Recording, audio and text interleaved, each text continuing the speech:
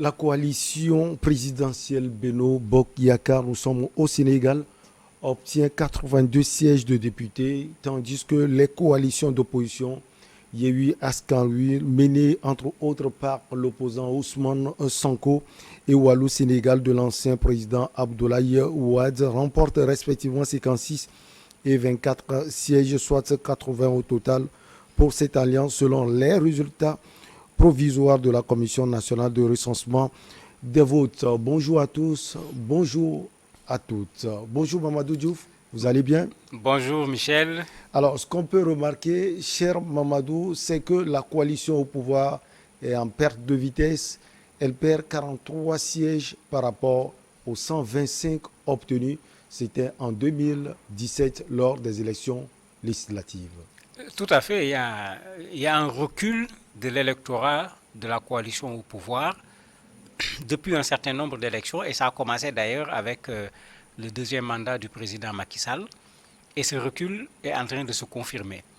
La seule différence, c'est que cette fois-ci, le recul a été extrêmement fort parce que passer de 125 députés à pratiquement 82 députés d'une législature à une autre, il y a de quoi se poser des questions. Pourquoi on a perdu autant de postes de députés, c'est-à-dire autant de voix auprès des populations sénégalaises. Et très certainement, ils vont s'asseoir pour faire ce bilan en toute modestie s'ils veulent que cette coalition Benno Bokk Yakaar soit en course et de façon positive pour l'élection de 2024 qui est là dans moins de 2 ans pratiquement. Maintenant, on connaît nos états-majors politiques, chacun va dire que non, c'est lui qui n'a pas fait ici, c'est parce qu'on n'a pas investi celui-là. S'il reste dans un bilan de personnes, mais le coup qui viendra par la suite sera encore plus fort que ce coup-ci, parce que c'est ça qui les a mis dans des problèmes lors des locales, la dispute entre les gens à l'intérieur. Quand on a pris l'un, on n'a pas pris l'autre, l'autre est allé s'ajouter à une autre liste, ou bien il a demandé aux gens de sanctionner en ne votant pas pour celui que le parti a choisi. Ils n'ont qu'à s'asseoir et puis se poser des questions sur pourquoi ce recul extrêmement important en matière d'électorat. Alors, Mamadou, c'est vrai qu'on avait eu le temps de diagnostiquer ce qui se passe au Sénégal, mais qu'est-ce qui peut, selon vous, expliquer cette perte de vitesse de la coalition au pouvoir dirigée par le président Macky Sall? Il y a plusieurs choses. Il y a ces querelles intestines dont je parlais tout à l'heure. À l'investiture pour les législatives, il y a eu beaucoup de mécontents. D'abord, n'oublions pas que ce n'est pas un parti, c'est une coalition dans laquelle se trouve le parti du président de la République, l'APR. Il y a eu des mécontents au niveau de l'APR, au niveau du parti même du président de la République. Il y a eu beaucoup de mécontents au niveau des autres partis qui sont rejoints l'APR dans cette coalition, en considérant que eux, ils considèrent que l'APR a pris la grosse part, alors que dans l'APR, il y a des gens qui réclamaient également des postes et qui ne les ont pas obtenus. Finalement, beaucoup de ces gens, effectivement, n'ont pas mouillé le maillot pendant la campagne. Certains même ont préféré aller voir comment trouver des listes ailleurs où ils vont pouvoir s'intégrer pour pouvoir montrer clairement leur mécontentement pour n'avoir pas été mis sur la liste ou bien en bonne position sur la liste. Parce qu'il y avait deux revendications. Il y a ceux qui se plaignaient parce qu'ils sont absents des listes. Il y a ceux qui se plaignaient parce qu'ils savent que dans la position où on les a mis sur la liste, il n'y avait aucune chance pour qu'ils puissent devenir députés. Mais ça fait partie à l'interne de ce qui a créé problème à la coalition Benno Bokk Yakaar. À l'externe, il y a une très bonne stratégie de l'opposition que eux ils n'ont pas pris au sérieux, qui a consisté à faire une campagne présidentielle. Yehui et Wallu ont fait une campagne présidentielle. Ils n'ont pas fait une campagne législative. En disant, vous donnez au président Macky Sall la majorité à l'Assemblée, vous lui ouvrez un boulevard pour un troisième mandat. Ils ne se sont pas fatigués. Les autres partis ont proposé un contrat de législature avec des pertinentes, des réformes importantes sur l'Assemblée. Si vous regardez Sonko et son groupe, Wallu, ils ne se sont pas fatigués. Ils se sont mis à tirer sur le président de la République. Et c'était une très bonne stratégie parce qu'il y a un mécontentement des Sénégalais par rapport au président de la République, dû à la vie chère, aux inondations qui sont un phénomène malheureusement qui est arrivé pour le président au très mauvais moment, dû à un problème par rapport à la justice où depuis quelque temps on voit des choses où on a l'impression que la justice est manipulée, y compris dans le processus électoral, avec le parrainage, avec le rejet d'un certain nombre de listes. Mais toutes ces choses, l'opposition a pris et mis sur le dos du président de la République. Et ils ont cristallisé tout le mécontentement des Sénégalais sur le président de la République. Ils ont joué sur l'éventualité du troisième mandat et ils ont gagné. D'ailleurs, même quand on a interrogé certaines listes qui ont participé à ces élections sur cette stratégie de l'opposition, en particulier la coalition Yewwi et Wallu, ils ont reconnu qu'ils ont pris la stratégie gagnante. Leurs adversaires l'ont reconnu. Ils ont pris la stratégie gagnante parce qu'eux, ils ont fait la bonne campagne. En disant, quand nous allons à l'Assemblée, voilà ce que nous proposons, voilà ce que nous voulons changer.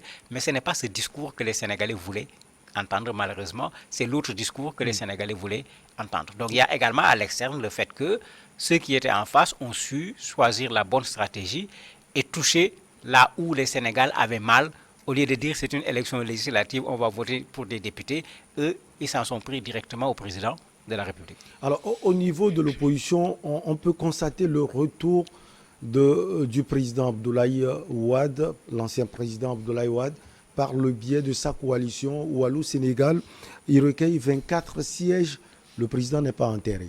Mais non, on ne peut pas enterrer Maître Abdoulaye Wade. Comme nous, on préfère l'appeler Maître au lieu de l'appeler président. En fait, c'est un monument de la politique sénégalaise.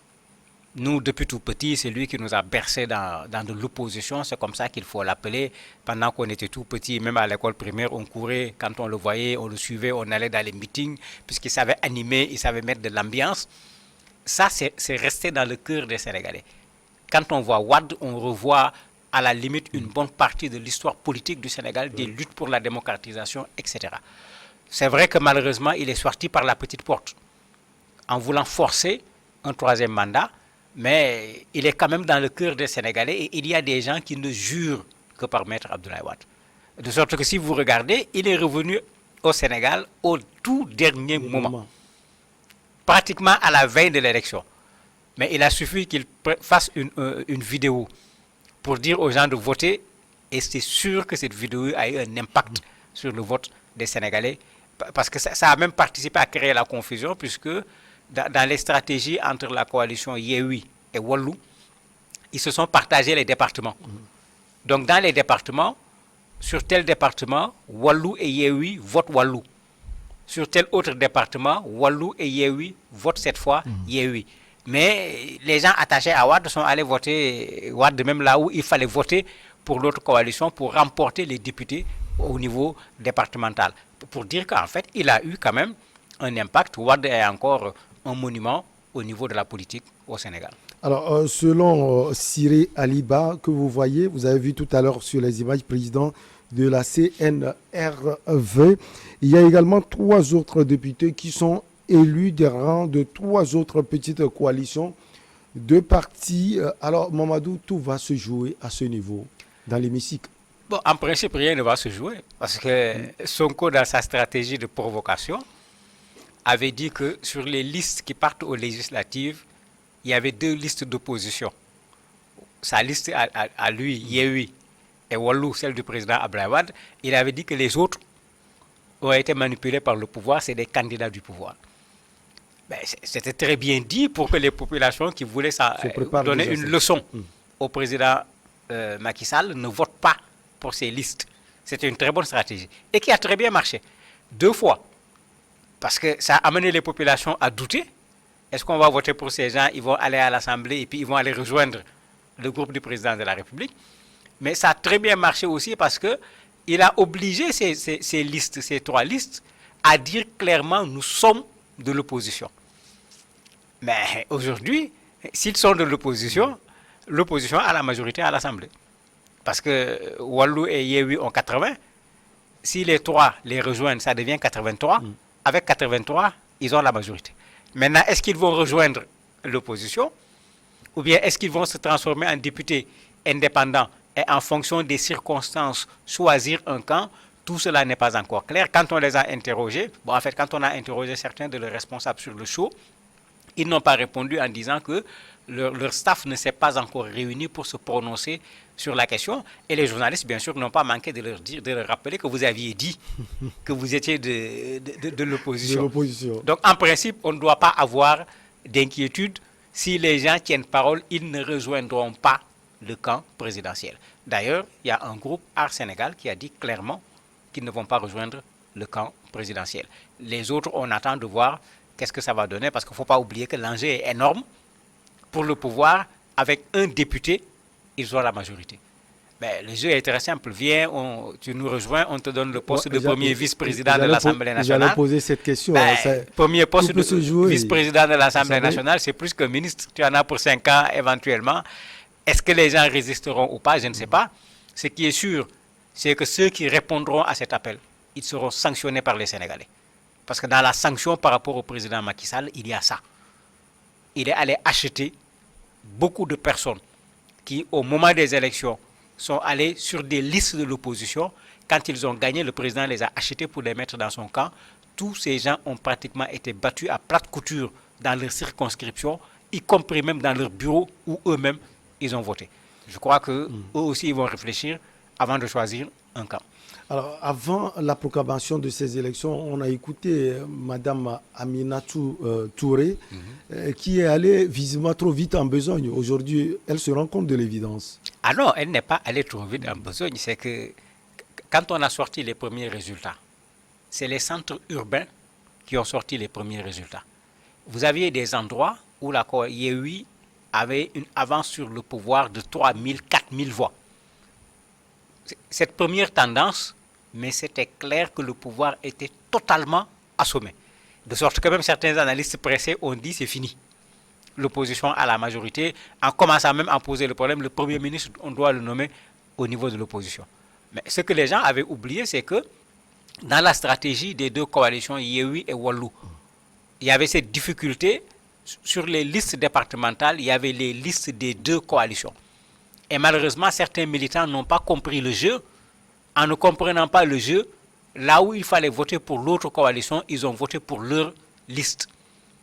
Ce qui fait que, quand on met ensemble les deux listes remportent le département, mais puisque les deux listes ne s'étaient pas inscrites, parce que l'intercoalition est venue après, puisqu'il faut déclarer la coalition avant les élections.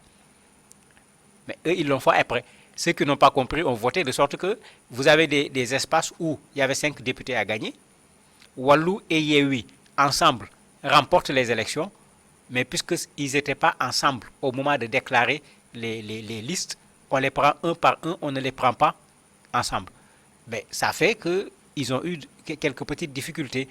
C'est ça qui a fait que le pouvoir s'est repris au niveau des listes dans les départements, au niveau rural surtout. C'est là où ils ont fait plutôt des voix pour revenir sur la proportionnelle, avoir un certain nombre de députés qui les a amenés là où ils sont. Maintenant, Mme Aminata Tall était dans son rôle, c'est elle qu'on avait mis devant. Elle ne va pas venir dire on a échoué. La deuxième chose, elle a pris les devants pour que l'opposition ne commence pas à crier nous avons gagné, alors que d'habitude dans un pays, c'est ça qu'on voit. C'est l'opposition qui dit j'ai gagné avant qu'on ne proclame les résultats et qui commence à crier qu'on ne vole pas ma victoire. Mais que le pouvoir se lève pour dire j'ai gagné sans attendre la proclamation des résultats. C'était d'abord une faute sur le plan politique. D'ailleurs, elle n'a pas été ratée, ni par les journalistes, ni par la société civile, en lui disant mais tu te précipites, pourquoi? C'est vous qui avez organisé les élections. S'il y a des gens qui doivent respecter les règles, c'est surtout vous. Et finalement, elle n'a pas eu raison du tout, puisque la majorité dont elle parlait, elle n'existe pas. Alors, Mamadou, j'allais vous poser une question, elle m'échappe. Mais quelle suite finalement a donné à ces élections? Il y a deux choses. La première chose, l'opposition, Wallu Yewwi en particulier, refuse les résultats. Voilà, justement, c'était ma question parce que l'opposition a commencé par contester les élections. Tout à fait. Ils ont commencé à contester. Ils avaient demandé à ce qu'on ouvre les cartons, puisque quand la commission de recensement dont on parlait tout à l'heure publie les résultats, on leur envoie tous les cartons avec les urnes, avec les bulletins de vote. Ils ont même demandé d'abord qu'on retarde la proclamation. Parce qu'ils ont des informations comme quoi au nord, là où le président de la République a eu le maximum de voix, il y a éventuellement des problèmes sur le vote. C'est leur droit. Le mandataire est allé, ils ont regardé. En regardant, ils ont vu des procès-verbaux où il manque des signatures. Pour eux, ça peut être source de fraude sur le plan électoral.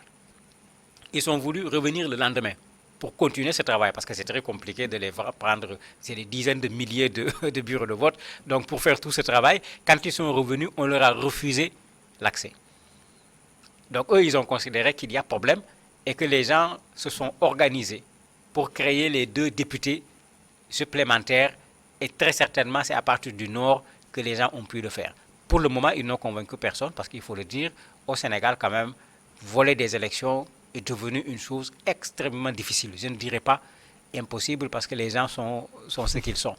Ils vont faire un recours certainement au niveau de la Cour constitutionnelle puisque quand il a proclamé les résultats, il a bien dit que l'opposition a émis des réserves, a posé des questions, ils ont répondu aux questions.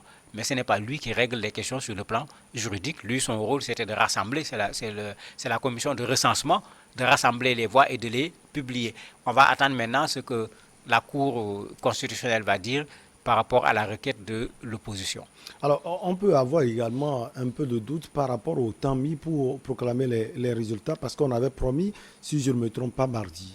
Oui, au Sénégal, on n'a pas besoin d'attendre pour avoir des résultats. D'ailleurs, les journaux avaient déjà publié, même à 20h, un peu autour de 22h30, alors qu'on n'avait pas encore tous les résultats. Sur la base des résultats obtenus, les gens avaient fait une répartition qui était très favorable à l'époque à l'opposition, puisque comme j'ai dit, c'est plutôt les votes des centres urbains qui avaient été rassemblés très rapidement. Et dans les centres urbains, de façon générale, la coalition au pouvoir n'a pas gagné les élections. Donc on n'avait pas besoin d'attendre tout ce temps. Mais eux, il y a un problème supplémentaire chez eux. C'est le papier. Puisque dans la procédure, ils doivent recevoir le document qui a été signé par les représentants, par la Sénat, puisque chez nous c'est ça, la commission qui s'occupe d'organiser les élections, signé par les représentants des partis politiques. Ils doivent recevoir les urnes, ils doivent recevoir les bulletins de vote, etc. C'est pourquoi on dit que c'est la commission qui fait le recensement.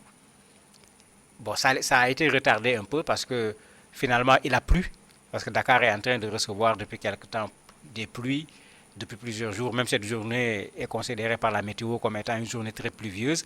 Et ça a joué sur ce travail qui devait être fait. Mais d'habitude, on avait des résultats beaucoup plus tôt. Et même la société civile commençait à faire pression pour dire aux gens, publiez les résultats.